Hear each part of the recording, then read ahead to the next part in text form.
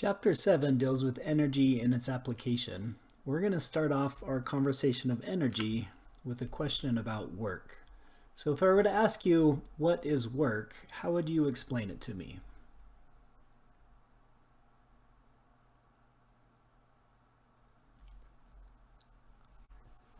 I was curious what the internet would show me about the word work, so I did an internet search for the word work, and I looked at the images specifically.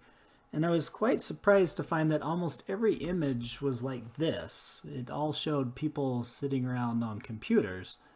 I thought that was fascinating because in my head I was expecting something like this. To me, work is, difficult physical labor. So it was quite a surprise to see how apparently the world's perception of what is work has changed. It turns out that in physics, work is neither of these things. So we have a very specific and a very different meaning for the word work.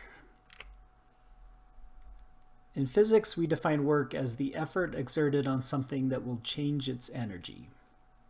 And the key here is change in energy. Work as a quantity in physics has units of energy.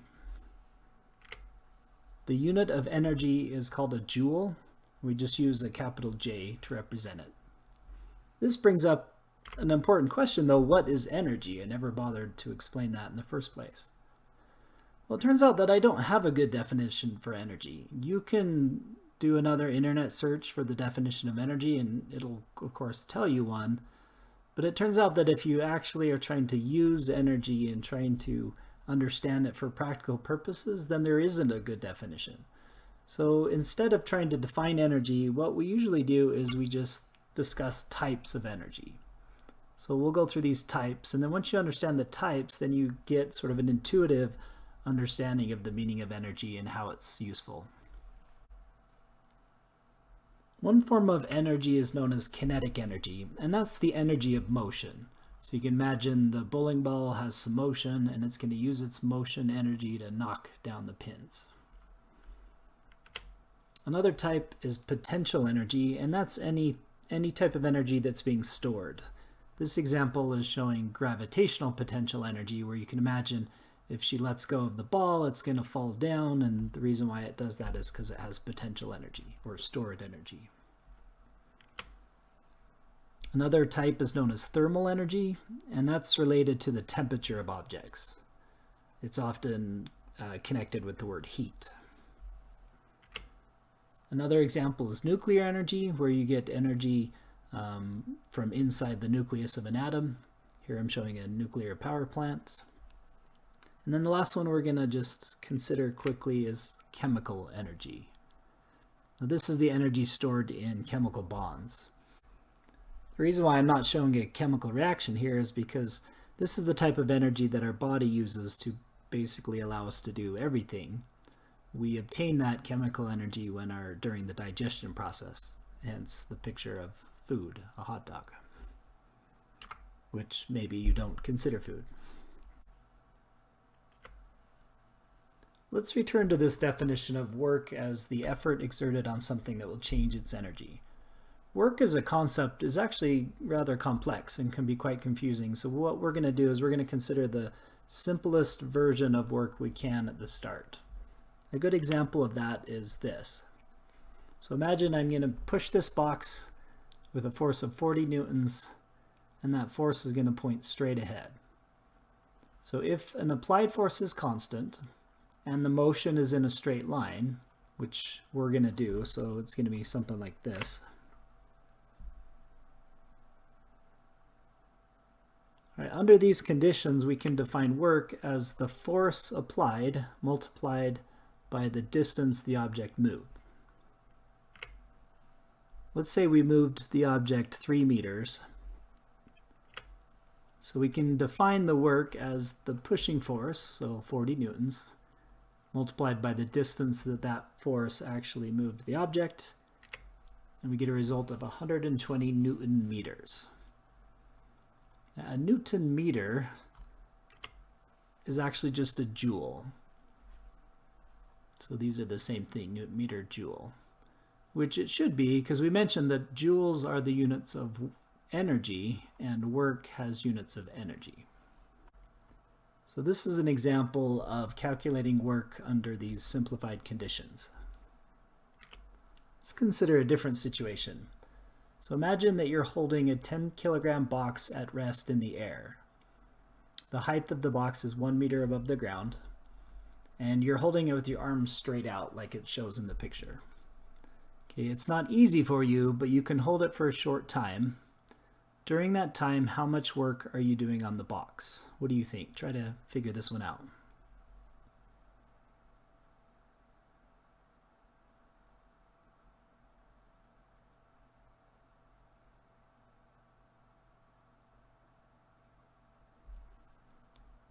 All right, we'll see how you're doing.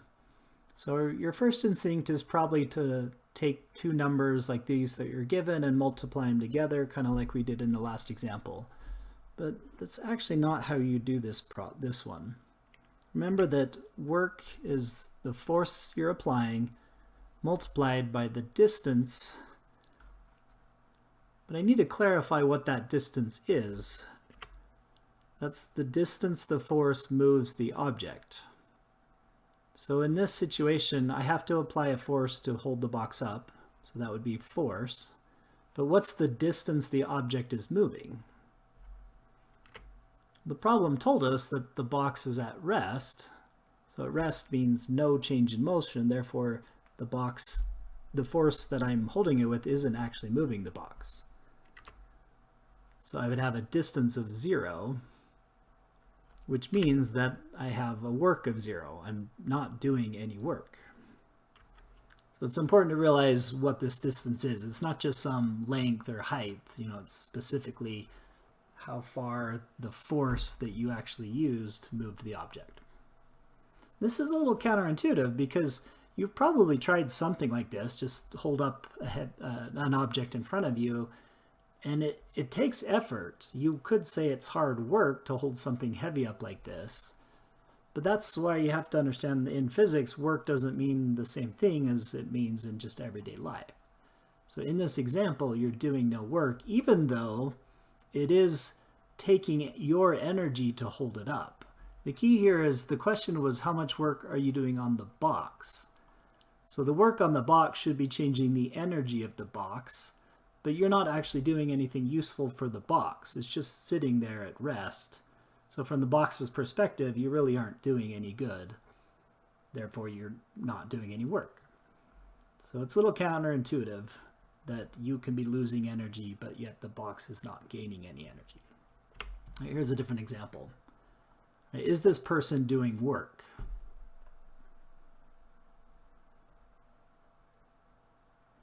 Well, that totally depends on what's happening. This is just a still frame picture. If the person is actually in the process of lifting the beam up, then yes, because they're applying a force and the object is moving as a result.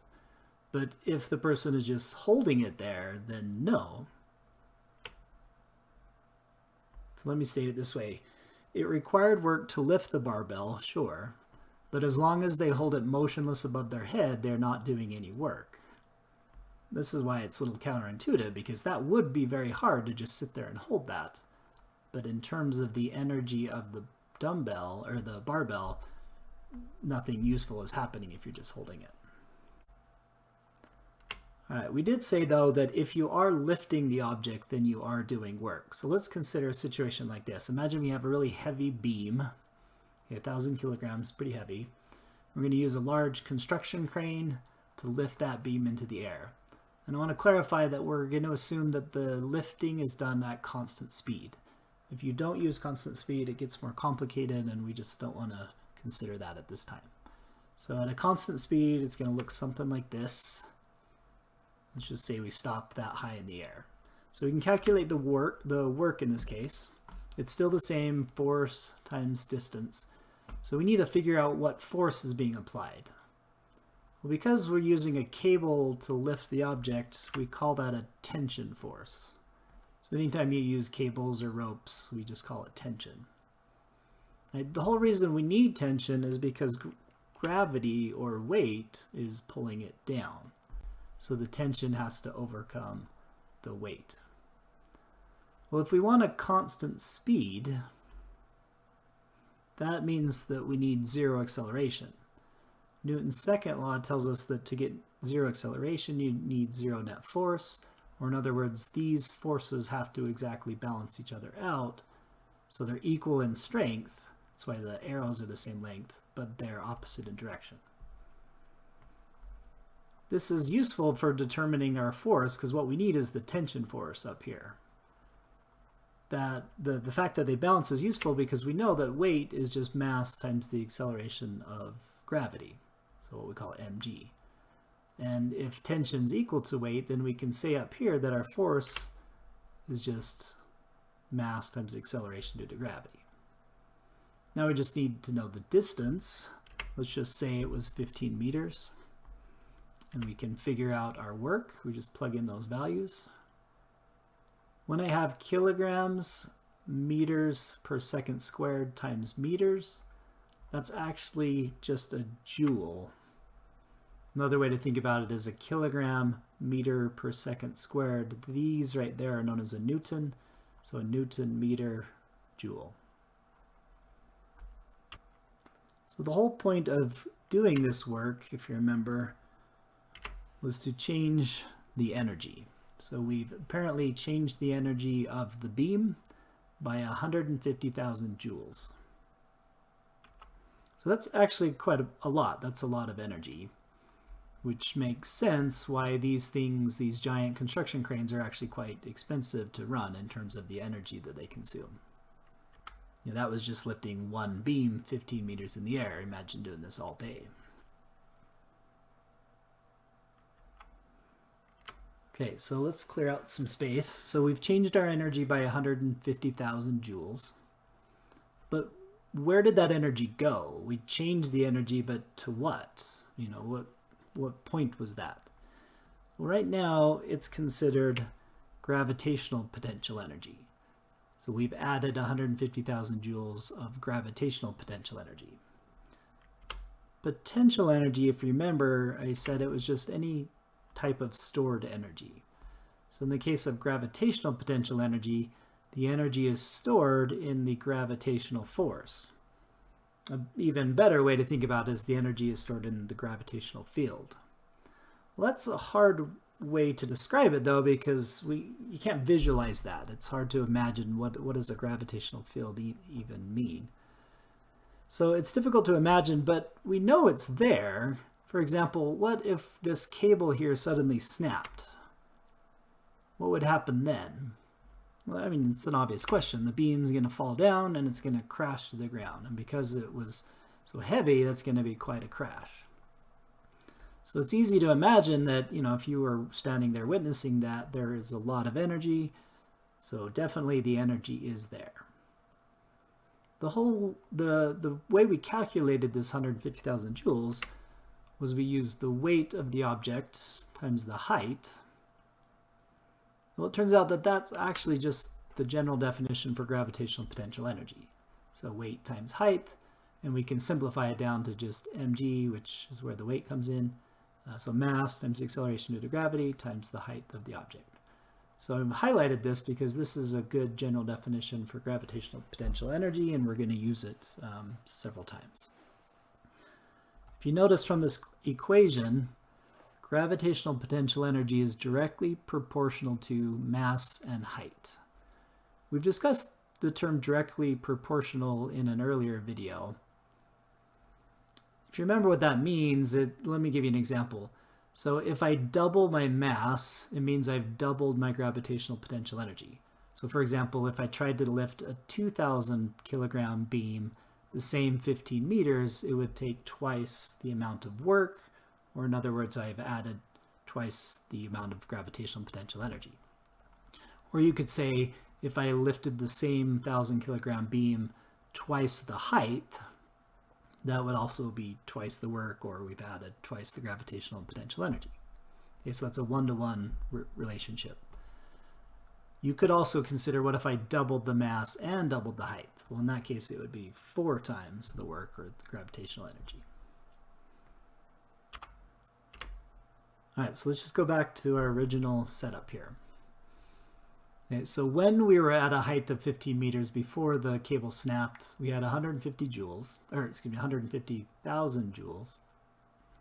Now that it's on the ground, though, what is the gravitational potential energy at the ground?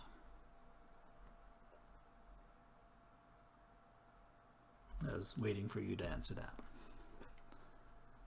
Hopefully, it's kind of obvious. The height on the ground, if we use the ground as our zero height point, that's zero height, so we have 0 joules of gravitational potential energy.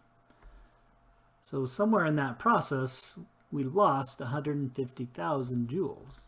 So the natural question is, where did all that energy go? It turns out that it simply transformed into other types of energy. So let's go through those different types. So on its way down, the beam gained motion. So this is our velocity symbol, it's going down. So it gained motion as it fell. That motion energy, we introduced it at the first as kinetic energy. So kinetic energy is the energy of motion. So let's say at this moment, it has 95,000 joules of kinetic energy. Well, that means then that I only have 55,000 joules of potential energy left. So 95,000 of the original 150,000 transformed into kinetic, but I still have what was left over. Well, this is going to keep falling, and as it does, it'll eventually hit to a point right before it hits the ground. So notice I'm saying the instant before it hits the ground. My velocity should be bigger now, so I've drawn this bigger arrow. So this is the fastest it's going to go during its journey. Well, at that point, all of the energy should be in the form of kinetic, which leaves 0 for gravitational potential energy. All right, and then the next instant, the beam hits the ground, we get a loud crash, and it's now stopped. It's come to rest. So what is the kinetic energy at that point? Well, it should be 0, because if our speed is 0, that means we're not moving, and kinetic energy is motional energy, energy of motion. So if you're not moving, you have 0 kinetic energy. But we just defined a minute ago that at the ground we have 0 potential energy. So where did all that energy go? It went into thermal energy. That was the energy associated with temperature. We'll talk more about thermal energy in later chapters, but as a little preview of that, temperature is just a way of defining the kinetic energy, or the motion of individual molecules. So if they're shaking and speeding around faster, that means they have a higher temperature. So thermal energy could be considered as just, at an atomic level, it could be considered the kinetic energy of molecules. For now, you can just think of it as heat. So all that energy went into heating up the surrounding. The temperature increased. So what I'm going to say then is that 149,500 joules went into thermal energy, all represented as just TE. So why didn't I do the full 150,000? Well, if you're imagining this in your head, when this heavy beam hit the ground, it made a loud collision, and loud is the key word. There's going to be sound coming off of that, and sound is also a form of energy. Most of it's going to go into the heat, but some of it will go into sound. So the fact that you can hear it means some of that original gravitational potential energy was converted into sound energy. All of this is an example of conservation. We saw the concept of conservation earlier in terms of momentum, when I defined that momentum is conserved if there are no net external forces acting on the object from outside your system. The system, if you remember, was just whatever objects you're specifically interested in. So if I have 2 objects that I want to track, then I can consider those my system. The same basic idea applies to energy. Energy of a system is conserved if there are no external forces doing work on your system. If we have that, then we typically call it an isolated system. So this also brings up a common question. Many students will ask me, I always heard that energy is always conserved. That's not necessarily true. It just depends on what you've defined as your system. So I'll address that in a little more detail in a second. So let's consider an example. Let's say for my construction crane that my system is going to be just the beam, just this 1,000 kilogram beam, and the earth. The reason why I'm throwing the earth in there is that the gravitational force is always there. You really can't isolate your system from the gravitational force if you're going to be on Earth. So let's just include it in our system so that the gravity is not considered an external force. All right, so when we lift that beam up, we've already gone over this several times, we did 150,000 joules of work if we lifted it 15 meters. For the system I've defined, that work had to come from an external force. That was the tension. And that was good because it changed the energy of our system. So you can see that it wasn't conserved in that sense because I had an external force doing work. So it's adding energy. That change in energy is now in the form of gravitational potential energy. If we consider that situation where our cable snaps and the beam starts to fall, we saw that that gravitational potential energy starts to convert into kinetic energy. And this is a conservation issue because the beam and the earth, the whole reason why it's falling is the earth, are all part of my system. So I was seeing that all the potential was starting to convert into kinetic. And eventually at the bottom, it was all kinetic and no potential. But then after it crashes, all of that kinetic it had right before it hit turned into thermal and sound. So we have good conservation of energy after the cable snapped. But before that, we had to not conserve energy by lifting it up where the crane was external. So that's why I said that energy isn't necessarily always conserved. It can change. It just depends on how you've defined your system. Well, why don't we consider this? What if my system is the entire universe? Remember, the universe is defined as everything. So there can't be anything outside of the universe or external to the universe, because that's the whole point of the word universe, is that it is everything. There's nothing outside of the universe. So in that case, there's no way to have an external force. So we can say then that energy cannot be created or destroyed. It may only be transformed from one form to another, but the total energy never changes. This is often referred to as the law of conservation of energy. So how it applies to our individual systems is that an individual system's energy will change, so you wouldn't say it's conserved, but it had to gain energy from another source that wasn't necessarily created or destroyed. It was just a transformation process. So all energy is just being transformed back and forth when you think of it in terms of the big picture. Okay, now that we've sort of blown up to the biggest possible picture, let's shrink this back down and look at just one type of energy. I need to mention some specifics about kinetic energy, which is the energy of motion. There is a well-defined definition for kinetic energy. It's 1/2 the mass of the object multiplied by the speed of the object squared. This is an important definition, so we're definitely going to want to remember this. Let's go through an example. Here we have an 80 kilogram man running at 3 meters per second.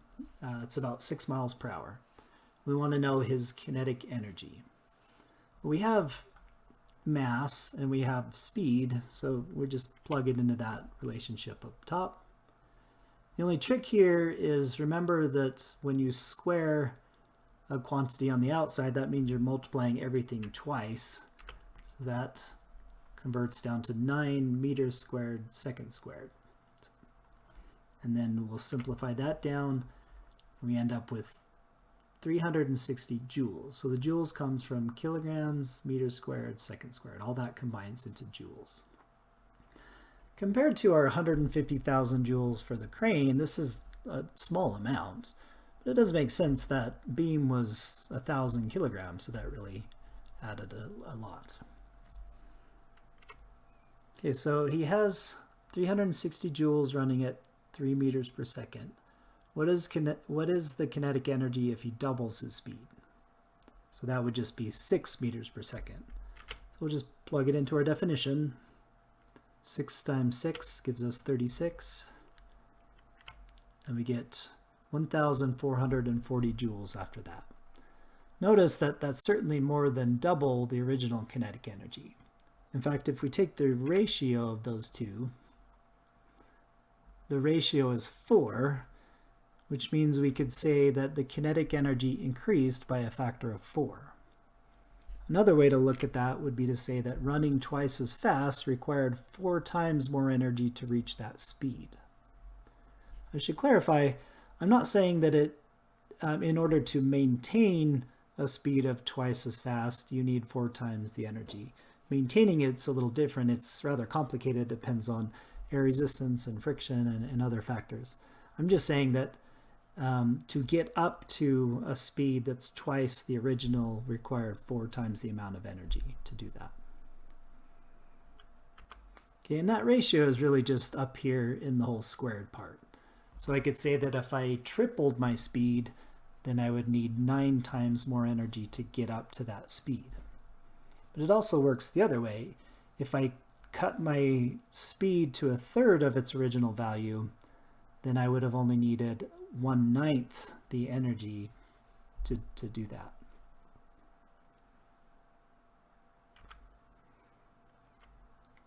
There's another thing I need to explain about kinetic energy. So let's say I do some work on this box, I just give it a shove, and that work turns into kinetic energy of the box. So let's just see that. We know that friction is going to cause the box to slow down and eventually stop. The energy in this case has gone into thermal energy. We know that because of friction, when you rub two surfaces together, they heat up. So that's where the kinetic energy went. So we can say then that kinetic energy can be transformed into thermal energy. That's not hard at all to do. Here's a different way to look at it. Okay, if we're pushing a box along a surface, we know that that surface is going to heat up due to friction. Okay, well, and we've all seen that. But have you ever seen this? Imagine that you stop pushing. So there's still the heat that developed while you were pushing. So you stopped, the heat's still there. And have you ever seen the heat actually transform back into kinetic energy? Well, no, I mean, nobody's ever seen that. So it's an obvious answer. But what we can take from that then is that even though kinetic energy can go into thermal energy cannot transform into kinetic energy. If we could find a way around this, then think about, vehicles. When you apply your car brakes, you generate a lot of heat in the brakes. If you could somehow use that thermal energy to then propel the car forward, it'd be fantastic, but it just doesn't work that way. One last example to show the connection between thermal energy and motion energy. Here I have a super bouncy ball. So imagine this is made of rubber, and if I drop it, it's going to bounce off the ground. So right now it's got some gravitational potential energy and it's just waiting for me to let go. In physics, there's a quantity known as mechanical energy. That's not a new type of energy, it's just the combination of potential energy and kinetic energy. And I want to ask the question, is mechanical energy always conserved? For my setup here, if mechanical energy is conserved, it would look like this. The ball would bounce back to exactly the same height it was dropped from. So I wanted to test this out, and I thought I'd just try it out for real. I took a very bouncy ball, so this is actually called a bouncy ball, and I dropped it from some height, and we'll just see if it reaches the same height that it dropped from. So I have this in slow-mo.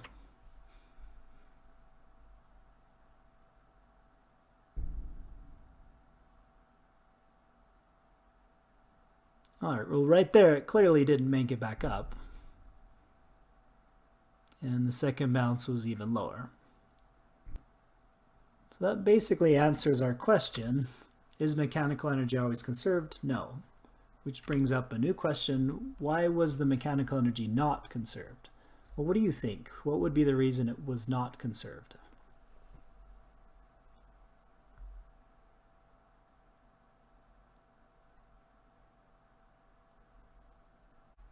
The answer is because of dissipative forces. A dissipative force is any force that dissipates mechanical energy and won't allow it to be recovered. I already mentioned friction as an example of that. Some others are air resistance and sound. So because of these, you lose mechanical energy and you just can't get it back. There are ways to sort of cheat. I mean, not really, but it seems like you're cheating. Have you ever seen one of these? It's kind of like a rubber ball that's been cut in half, so it's a dome. If you drop it, it does bounce, but nothing impressive, less than the bouncy ball.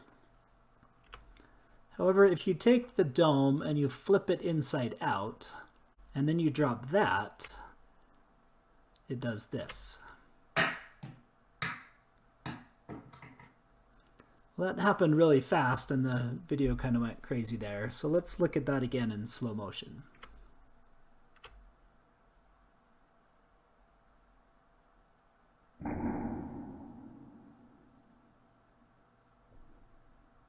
We'll pause it there. So much different result that time. In fact, it actually flew up and hit my ceiling and then bounced off the ceiling. So where did all that extra energy come from? When I flipped the object inside out, I was actually adding energy to the system. So I provided energy and it was stored in the form of elastic potential energy. So this is energy that's stored in the material itself because of the springy stretchiness of the material. I'm not sure of a better way to say that. So you could think of it as spring potential energy if you want to. But anytime material has that property, it can store energy. In this case, with the right nudge, all that energy was allowed to come back into the form of kinetic energy. And so I achieved a much higher jump as a result. I think this is a good place to stop. We've spent a lot of time on the concept of energy. In our next video, we'll distinguish between energy and power.